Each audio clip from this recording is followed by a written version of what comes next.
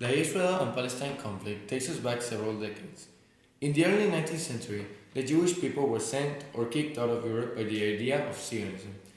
They went to Israel, where Great Britain made a huge intervention since they decided that they would help them by ruling their country until they were ready to rule by themselves.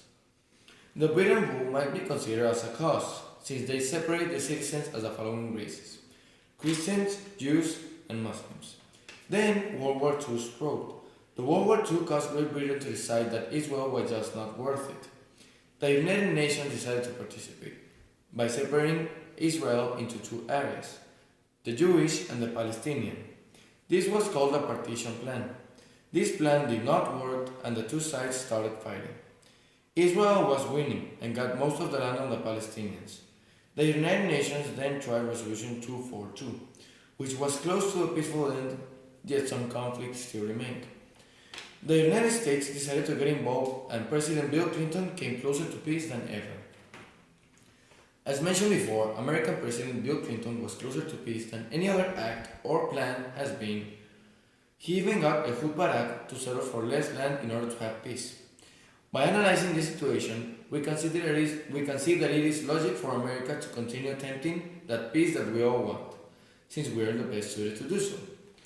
America also has several doctrines that imply that the United States should help Israel, and they are the following. The Truman Doctrine. This doctrine states that the United States should and will help any democratic nation or state at war. The way in which they will help is by giving military, economic, and political support. Israel is at war with Palestine, which is enough to classify on the requirement of any American help. The Eisenhower Doctrine, which states that any country or state could request military, economic, and political assistance, and since Israel has requested or asked for this help, the United States should and will provide it. The Kennedy Doctrine. The Kennedy Doctrine states that being an ally is enough of a reason to receive help from the United States, and that allies will receive this help when needed. This applies to the situation since Israel is an ally of the United States and is currently involved in a situation that requires help. The Clinton Doctrine. This doctrine was actually useful and almost accomplished peace, implying that it is a solid and well-established doctrine that should continue to be applied. Now I'll quote Bill Clinton by saying, "We can say to people of the world, whether they live in Africa or Central Europe or any other place, if somebody comes after innocent civilians and tries to kill them in mass because of their race, ethnic background, or religion, and is within our power to stop it, we will stop it." In this case, the conflict relies mainly on religion or ethnic background. The United States has the power to stop it, therefore it is only right to do so, and stop this madness and bring peace to the world, a conflict by conflict. At the end, we could see very clearly that this conflict is just a struggle to get along and coexist in peace with different ideas.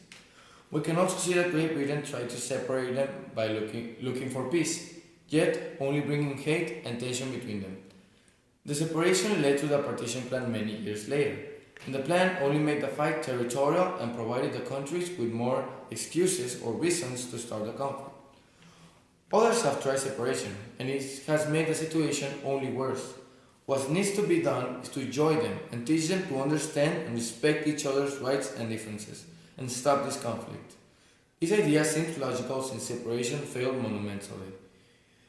It is only logical to try and end this conflict by coming together and embracing the differences that they have, sharing some culture and sharing land together.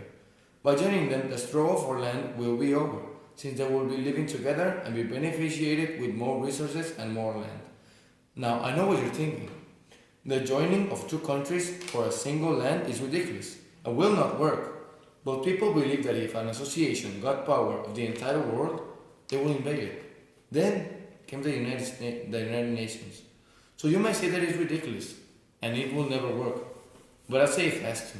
And when it does, it will change the world, bringing peace to where there once was war. Thank you.